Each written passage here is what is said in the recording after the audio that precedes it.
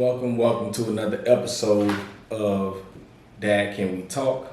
I am your host, Anthony Ray, and this is episode 118 of Dad Can We Talk? I need for all my listeners out there to go to YouTube and go to and subscribe to the YouTube channel at Dad Can We Talk. You can also find us on Apple Podcasts, Spotify. You can also go to www.dadcanwetalk.com and you can find the episodes streaming there, just the audio versions, and you can also find the video versions of the YouTube pages on the website. And if you want to support us monetarily, you can also donate there. Those are always appreciated. There's a lot that I'm still trying to do, equipment that I want to get, just different things I want to do with the podcast. So if you desire to support me that way, you can also do that at dadcanwetalk.com. Going like our other podcasts also, Men Can We Talk podcast on YouTube. You can find that. We just released a new episode today with the Eastside High School football coaching staff. So if you want to go check that out, go and check that out, and also subscribe to that channel. But excuse me. But today I am with a man that I met a few weeks ago. It was funny because I saw his daughter posting something on Facebook, and she was speaking very highly of him, and y'all know that's what I'm about. And so I asked her, if she could get me in contact with her dad, because I would like to sit with him and hear his story for myself. And I got in contact with him, he was like, let's do it. So that's who I'm here with today. So y'all welcome to Dad Can We Talk, my man, William Rembert. How you doing, man? Doing all right. How you doing? Yes, I'm good. All right, man. The way I usually started on the podcast is usually the same. And so we're going to start it the same way again today. So my first question today for you is, what was your relationship like with your dad? Me and my dad, we still got a great relationship. My mom and him were divorced when I was little. But I used to come here, for about a year and go back, and the whole time thing. But me and my dad, we get along great. I was actually gonna go see him as soon as I leave here. Okay. But he stays down the road a little bit, and he's a funny guy. I think that's where I get my sense of humor from. He's very even tempered. He doesn't really ever get mad, and I think that translated to me too, because it takes a lot for me to get there. But yeah. He's an understanding guy. He's just a great dad, to be honest. Taught me a lot of stuff. Taught me how to drive. Okay. And just a good dad. He is a good provider. He took me to school every morning. I went to Eastside. He would drop me off every morning, and then he'd go to work, and I make my way home then. After that. But I was pretty self-sufficient myself, so he didn't really have to watch me a lot. So it made me kind of independent. Yes, sir. How would you say the relationship that you had with your dad, and just watching him growing up as a young man, how do you think that what you got from him translates over to the way that you parent your own children? Oh, man. Just about everything, to be honest. Patience, a lot of understanding, that I got from him, and not really just flying off the handle because something went wrong, And jokes, man. A lot of it was, all right, I can brush this off, make a little joke, we move on. It's not a big deal, And that's how I was, because it was just us. So, if something got broke, I know who did it. What I'm saying? So with no sense of making a big thing about it. Just, hey, y'all be careful, clean it up. It wasn't a bunch of, what are you doing? And, why did y'all do this? So just patience, I think, just understanding that kids gonna be kids, and you gotta give them room to, mess up and not stifle them with, screaming and hollering and making them feel like they can't move, That's it's not how he was, I like you to go outside and play all day, Yeah. Or you can play in the house. I don't, just as long as we don't tear up the TV. Which has happened a couple of times.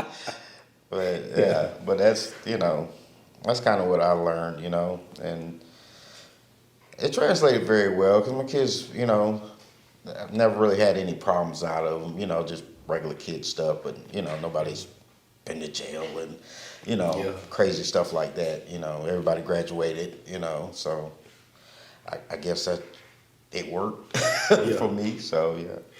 How would you, man, that's a hard one for me, man. The patience. Oh, you gotta get it. Oh man, the patience, man. Like I think that's been one of my biggest obstacles as a dad. Just learning how to have the patience and to not just like some days where I'm just like, what, I don't care about that. But then there's other days where I'm like, man, go sit your butt down. Oh yeah, there's gonna be days like that, but the patience is like when you got multiple kids like I had, because I got 3. You gotta kind of learn them individually, and then you kind of see how to approach them with stuff, like say my middle daughter Kimmy, she's kind of quiet and reserved, so I don't want to holler at her because then it makes her and go back into herself a little more. I want her to open up, so I don't want to holler at her because she'll cry and sensitive. Daisha's a little extra, you know how she is. She's Daisha. She's just, I can say, hey, what the hell? And she's not gonna break down in tears. You know what I'm saying? And my son, he's a character like me, so I can speak to him with humor to get him to understand what I don't want him to do or do. So it's about taking the time to kind of looking at them as an individual and not this collective group. Like we all the same. No, they all different. Each one of them are different and a different personality, and you just got to kind of learn them. And once you learn them, you know how to deal with them, approach them, talk to them, and that's what worked for me. So that's what I had to do. It was a tough sled, but it was worth it though. Yeah. I like that you say that. That's one thing that I that I have learned over the years is almost studying my kids. In marriage, they tell you to study your partner and understand your partner, and they tell you all this stuff about marriage, but a lot of times you don't hear that when it comes to parenting and understanding love languages when it comes to your children. Like I said, most people understands it when it's with the intimate partner, but not when it comes to children. And that's one of the things that I've learned maybe like last year where I started paying attention to that. And I'm like, dang, like I have to understand that, my youngest daughter ain't got the same temperament as my oldest. And I gotta, I find myself at times, I'm gonna get on everybody behind the same, I'm just like, I'm finna get you, everybody gonna get everybody it. I ain't letting nobody slide, but it's not about letting them slide, but rather knowing how to get on them. And that's where I'm at right now. Like, how do I get on all of them individually in a way to where they understand and they receive it and that comes from knowing their little quirks, because each of them different. You learn the little quirks they got, and you can kind of, deal with it. But then sometimes as a parent too, you just got to say, the hell with it. You shut up, sit down. You just, sometimes you got to just put the foot down, and I don't care about nobody's feelings today, because they'll run that game on you, There's too many feelings. I don't do all of that. Just especially with girls, man. All this feeling stuff, man. It's like, I don't listen to it for so long. Yeah. Like, all right, sit down somewhere. Yeah, man. Trust me, it will be all right. Yes, sir. So, Yes, sir, man. So, and so you say you have 3. What's all the ages? man, don't ask me all that. So, I don't do birthdays all the time, but okay. Daisha's 26. Kimmy's about to be 22, and my son is 18. So you deep in the game. Yeah. You deep out there, 20. So you 26 years in the game. Yeah. What was it like? So my oldest is 10, so she's getting into those preteen years. What was it like? And so, I have 2 girls and a boy. Oh, you can go through it. Yep. No, man. Teenage years for girls is horrible. I don't know what it is, but somewhere around there, they just stop loving you. Seems like they change. Yeah. They change. I don't know why, but just you finna go through it. Oh, girls are man. different. Girls are difficult when it comes to teenage stuff. I don't know. They just be full of drama or something. I don't know.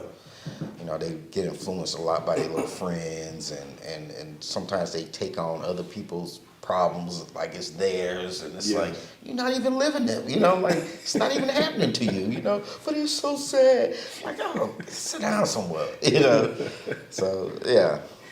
Oh, man. It ain't gonna be fun.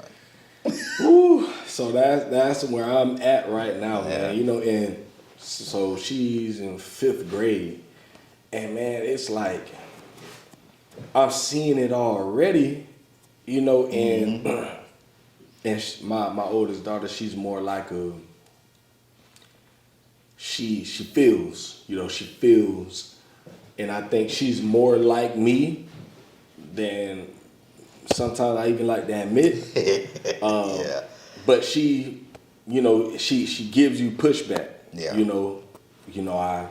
I try to tell her this, and she's the type, she's gonna challenge it. And a lot of times she has points, and so at times when she does challenge something, I'm like, damn, she got a point. Yeah. You know what I used to do is because you can have points, but your points don't matter. Yep.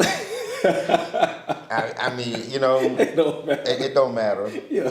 Because I'm in charge of the house. Yeah. And my word is the last word. So your points may be valid. Yeah. And I can totally understand it. But, I got to make a decision for the house. And your point doesn't cover the house. Yeah. Your points really only just cover you most of the time, Yeah. So, no, your points, don't even matter. Yeah. Because I ain't here to be your friend right now. Yeah. I'm here to be your parent, and this is what it is. Yeah. We can be friends later. But. Yeah, man, I find myself trying to be so fair, man, because I'm like, man, I want to have them, let them know, that what you say, like, I want to be understanding toward you. Mm-hmm. But also, don't overstep your boundaries, like. Yeah. And it's just, man. But that's where you have to make the last decision. Yeah. Like, all of that is fine, what you talk about. But for me, okay, that's fine. I heard all of that. But guess what? This is what we're doing. It's what it is. And that's just what it is. I can't go off of your emotions. I got to run this house. If I go off of your emotions, I'd be all over the place.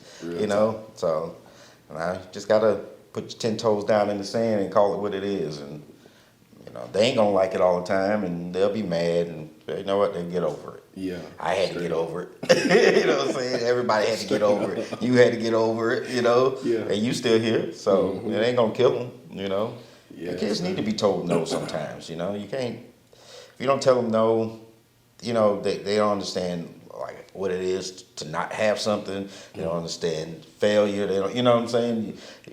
Sometimes success ain't always so great if you don't fail. You know what I'm saying? Because if you have so much success and you pass and pass and pass, and then the first time something hits you bad, you don't really know how to handle it because you never had a bad day. You know what I'm saying? So, sometimes I let them go through it for a minute, so you understand, like, okay, every day ain't gonna be sunshines and roses. It's gonna be bad days, and you're gonna have to learn to go through that just like the good days. So, How did you deal with? How did you deal with, or what was your method of discipline? I don't know. I'm a bit of a softy. I don't really whoop you. You gotta earn it. You gotta earn it. You know what I'm saying? Like you'll get a lot of talking to in lectures. But if you do something like extreme, yeah, I'll give you a whooping. You know. But I didn't really dole out that many beatings. I could probably count it on maybe one hand. But it's different for a guy, a father than a mother discipline. You know, I don't know what it is about dads, but they tend to listen, and you don't really have to, beat them like that. You know, I didn't really like my dad. Never beat me. Yeah. You know. My mom never beat me. My stepmom never beat me, you know. So I ain't really big on whoopings. Yeah, you know, you gotta earn it though. You gotta earn it with me. I mean, you got to do something outrageous. But you know, if you get in a fight in school, man, it all depends on what happened. Yeah, you know what I'm saying. But you know, it all depends on what happened, who started it, what whatever. You might get ice cream with me. Yeah, you know. Because it ain't really about the fight. It's about I want you to stand up for yourself and not let people run over you, you know. Yeah. And I don't want you to be afraid to stand up for yourself. Straight up. And I don't want you to think that just because you stood up for yourself, you know, now you got to come home and get a butt whooping. Like, no. You know, sometimes people need to be checked. And I'm sorry it happened at school. You know, hey, you can take this day or two, you know. I was taking them to school every day, so you know what? Miss a day or two for suspension and it ain't hurting you. You know what I'm saying? But now this person knows that you got a line, you know, and it ain't gonna be crossed. So you know, stuff like that has to happen sometimes, you know. But I'm not gonna just go ballistic because you got into a scrape. That's what kids do. That's happened since school been inception. Yeah, you know, inceptionated. So it is what it is. But I'd rather you stand up for yourself than not. So, like I said, you get in a fight, you're gonna get ice cream with me. Yeah. We gonna talk about what happened and what you do, you know? So. Yes, sir. I like it, man. I like it. How do you balance, or how did you, as your kids were growing, like how did you balance work, life, yourself, everything else? Gosh. Now that's a whole different thing. In the beginning, it was rough because my son was only 6 months at the time, so that made it hard. Because it was like I got to go to work. You know, to be honest, I had a lot of help. My boss at the time, because I worked at Signature, I was working in the kitchen, and she would let me bring him there, and she'd watch him while I do my shift in the kitchen, which is not supposed to happen, but she did it anyways. Or my cousin, he stayed right next door to where I worked, and if he was home, he would watch him. So, and Daisha and Kimmy, they were in school, so that would, I dropped them off. But it was just him for a long time, And so my biggest break came, though, when early Head Start. Shout out to Early Head Start. Yeah. And Caressa Hutchinson, I got to tell you that story. Shout out to Miss Caressa, yeah. Yeah, because I had went there, and they was like, oh, we don't have any more room. And I'm like, oh, my God. So I'm walking out, and I'm sad. Because I'm thinking, like, I can't keep just bringing them to the kitchen. And Caressa, she came walking up. She said, hey, Will, what you doing? Because actually, Caressa was my prom date. We went east side together. Yeah. And she was like, oh, what's going on? I said, man, I'm trying to get my son in. They say no room. She was like, come with me. She took me back in there. She said, I want him in the class, blah, blah, blah. And that's when I found out she was like the director of the Head Start. I was like, man. See, it pays to be, that's what I teach my kids too. It pays to be nice to people throughout your life as best you can, because that actually came back to help me later on in my life and got my son in Head Start, early Head Start now. And that was a blessing right there, because that took a lot of pressure off of me trying to figure out where to take him at while I go to work, because at the time my parents were still working, so they weren't home, so. Yeah, that was a big help. So, Man, I always tell people, man, Head Start was one of the biggest blessings for my wife and I, man. You know, like at one point we were paying for daycare, and this was for 3 kids. Bro, I think one summer, bro, we probably paid $1,600 a month. And bro, I'm like, bro, this is like, bro, this should be unlawful. yeah. To have people doing stuff like this. Like, we're literally trying to make it. And it's like, I think we couldn't get food stamps. Like, it was a whole bunch of stuff where we literally had no assistance. Yeah. And then I ran into my lady at Head Start, man, and almost that same situation. They were like, you know, we gonna try to help you get in here.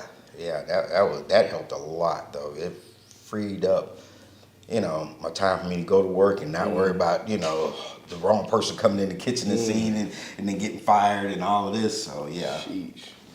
But yeah, shout out to Caressa. She saved my life. Man, all the people over at Head Start, man, I know right here in Alachua County, man, they are such good people, man. Miss Caressa, Miss Sinton, so many of them over there, man. You know, the way that they looked out for me and my family, I know they look out for people all the time, Yeah, man. And yeah, they do.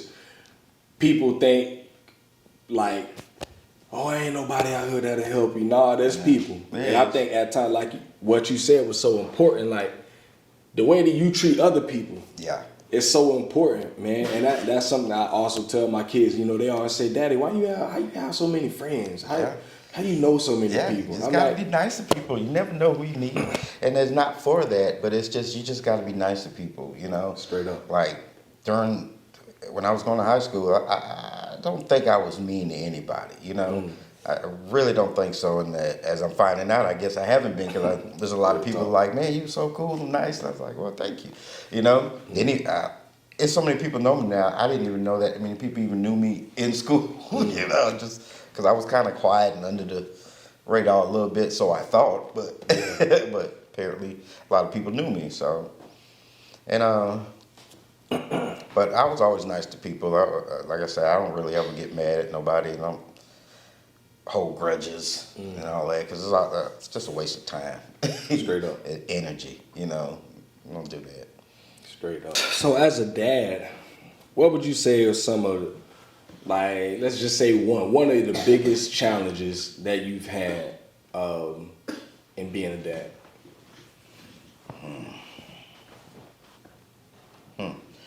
I don't know. In this day and age, really, I mean, for me, I guess it was financial. Probably was the biggest challenge. And I say that kind of tentatively because I didn't have a lot of money, but everybody seemed to do what they wanted to do, you know, get done. I don't even know how I did it sometimes. But I guess that was probably the biggest thing, having enough. Because, you know, as they get older, you know, my daughters wanted to do band, lacrosse, my son wanted to play football, you know. And that's when it starts like, I need more money, you know. Yeah, quickly. So, sheesh. But somehow or another, made it happen. And that's as far as I worried about it, you know. Like, they wanted to do it, I made it happen. Best way I could happen, you know. That's just what it was. So, like I didn't worry about anything else after that, you know. I'm like, okay, y'all want to play, I'll figure out a way to do it.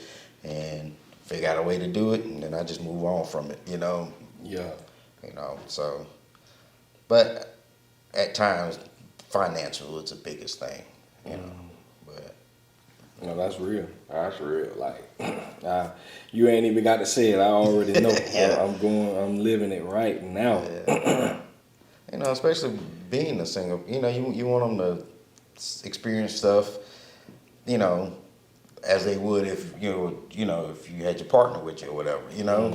And you know, but being by yourself, that kind of cuts the money, you know. So it's like, but you don't want them to you know, cut the growth, or you know, of them learning, you know, how the world works and how to do things. So, you know, I had to make some sacrifices and cut out some stuff I didn't, you know, I wanted, and like whatever. Let's go. Here goes the money. Let's go get some football gear, whatever. You know, so. That's real. Talk about that experience, man. You know, I think we don't hear enough in our society about, you know, everyone talks and hears about single moms and single moms, rightfully so. I mean, should hear about it and celebrate them. You know, my mom was one of them. But we don't hear enough about the dads out there that make those sacrifices like what you're talking about. You know, it's a rare thing for people to, I just don't think people hear about it, but I know many of them. Yeah, well, So I just don't think it's talked about enough, but I know a lot of single dads. My cousin Reggie, he, you know, raised his daughter by himself, you know.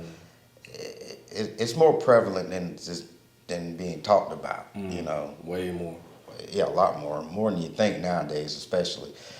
I don't know why you don't hear about it. You know, I don't get it. You know, I've thought about that so much. Like, wow, man, they just dog dads out. Like we don't even matter. You know what I'm saying? But I don't know. I don't know why they don't do it. But maybe that's just the way society's set up. Yeah. You know, I don't know. But you know, I don't know where I'm going with this, but it is a lot of sacrifice when you are a single parent, you know, but you have to pick and choose. You can't like just totally stop doing you too. You know, you got to find moments for yourself. You know, that's why I say sometimes you got to say no. You know what I'm saying? Because kids just keep asking because that's what kids gonna do. You know, but you can't be so wholly invested into them that you don't forget about yourself and don't do stuff for yourself, you know. So, I mean, that's where you got to find the balance at, because, you know, especially having 3 kids, you know, everybody wants something different. They want this. One is older than the other, so they expected something different. It's like, no, what you're getting is this. What I can get you is this. This is how we going to do this, you know, because, heck, I want something. You know, I got to get myself something, so, you know. And it's hard then, because then that's when you feel like, I need more money. This wouldn't be a problem, you know. Oh. But at the same time, sheesh. At the same time, it makes you, you know, prioritize and say, well, you know what, that's not really that necessary anyways. Like, just get this, you know, because you know, I don't know. You got to learn to prioritize certain stuff and when to say no and kind of evaluate what's really important. Why they really want it, you know? Like, do you want it? You need it? You know, I try to do needs more than wants. Yeah. You know, straight up. Just because of the limited funds, like I can't just do what you want all the time. I can get, you know, what you need, and then we'll figure out the rest. You know, if you really want it, we'll figure it out. But I always did needs first. Man, and that's so real. What you said. That's something that I've dealt with. You know, just thinking like, almost sometimes thinking like, man, I ain't a good enough dad. Oh yeah, it can hit your pride. Yeah. Oh man, that stuff there, it honestly keeps me up at night sometimes. Just thinking like, man, you know, like I gotta make more money to do this for my babies and do this and. Yeah, but you know, after a while you get to a point where you're like, you know what, I'm doing the best I can, and guess what? That's all you can do. Yeah. You know, certainly not gonna go rob a bank just because you want a PS5. You know what I'm saying? you know what I'm saying? Well, no, man, you better figure it out or find your used one or something like that. You know, it's like straight up. It's always a way. You know, there's always a different way to get it. It may not be spanking brand new out of the box, but hey, it is what it is. You're playing it, ain't you? That's all I know. I ain't gonna cry and die behind none of that foolishness, you know, because kids, boy, the world will make you feel like you ain't doing enough for your kids to do it with. Man, I've learned to not let that just weigh on me at all, because I can only do what I can do. you know, Straight up. and that's all I'm gonna do. So, I've learned that a long time ago because the world will have you feeling like you inadequate in everything, you know. Dang. But Nah, that's real talk. Seriously. so, How would you say your perspective on life has changed since having children and going through, these last 20 years of being a parent? Like, how has being a parent changed your perspective on life? Or what has it taught you about life? I don't know. It taught me really, life is what you make it. Really, to be honest, is what you make it. I mean, I could have made that whole situation harder. You know, I could have overstressed myself trying to provide stuff that they didn't really need, But it just made me realize you gotta take a step back, breathe, and look at it for what it is. And my job was to get you old enough to take care of yourself, And so that was kind of my focus. I'm gonna get you to school, help you with your homework, all of this other stuff. But anything beyond that, it's like now you got to learn yourself. So I just learned not to overstep in that life because you can only teach them so much. And being a parent, there's no guidebook or nothing like that. So you got to wing it. But you got to learn when to let go too and step back and let them grow, and make mistakes. So that's what I've learned. You got to make mistakes to grow. So even as being a parent, we make plenty of mistakes. There's plenty of times I say, well, maybe I should have, but hey, it's too late. It's done. You can't undo it. You just got to learn from it. And I'm like, okay, maybe I should have listened to her that time or listened, So, but that's about all I can say about that is, you just got to grow from your mistakes. That's good stuff. That's good stuff. I'm learning right now, y'all. I'm learning. Y'all hear? I am learning. I don't know about anybody else. I'm trying to put it out there. And this is stuff that I need this type of stuff, man. I always tell people, like I ain't no perfect dad because y'all see me with this podcast and y'all see me doing all these things I do as a dad.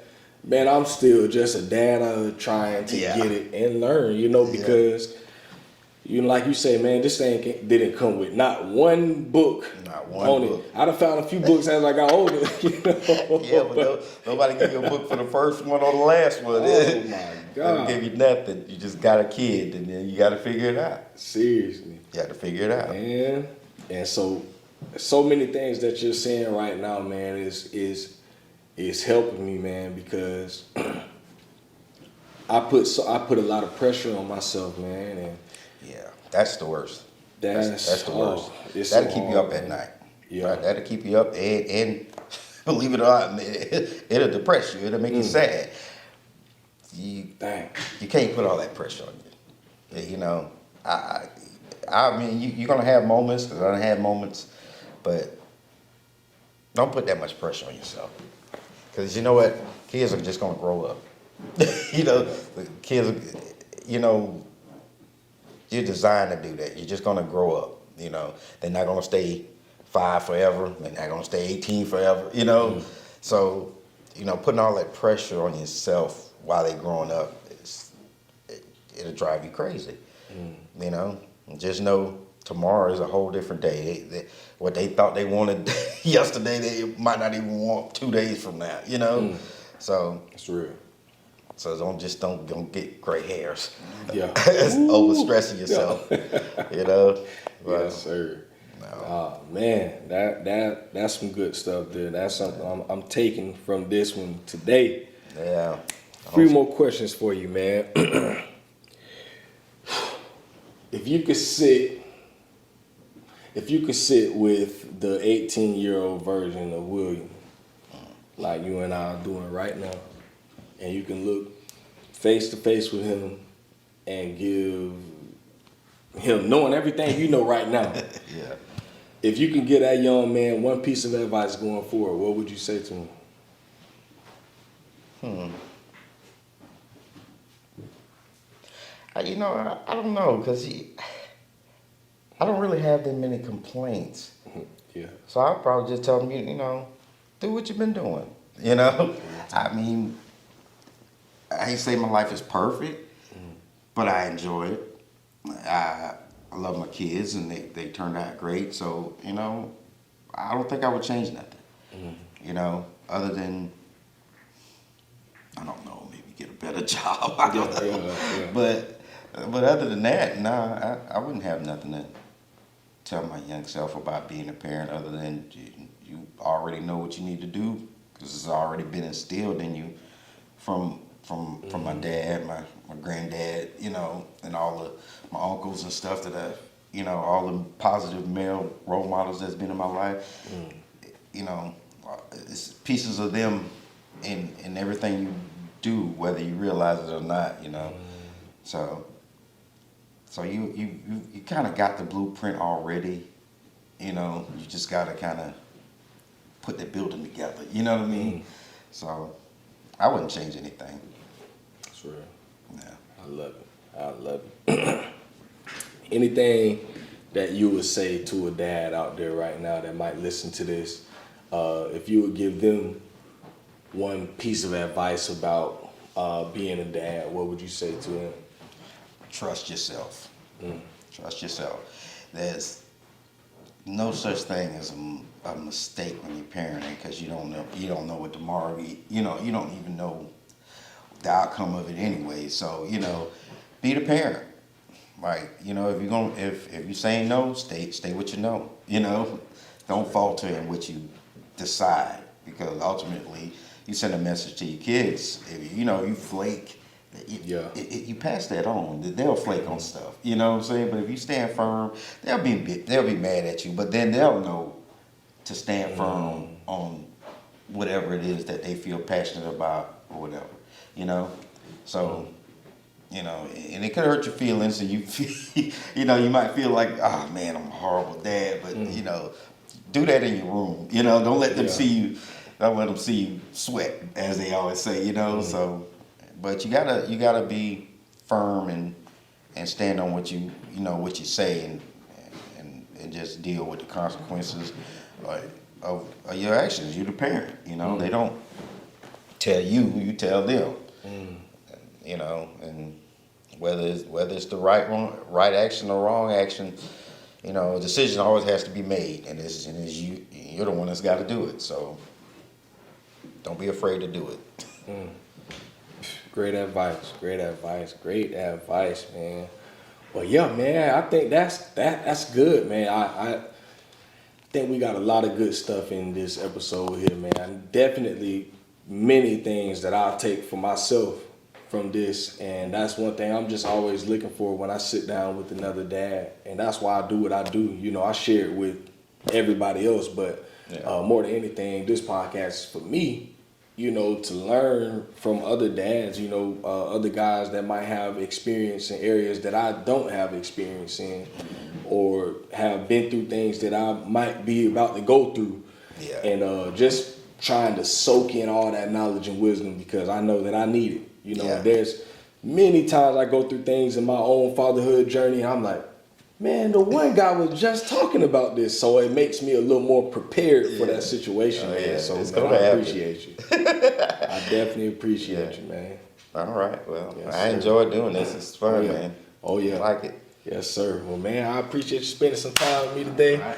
Yeah, man. So, man, hey, for all my listeners out there, y'all heard it.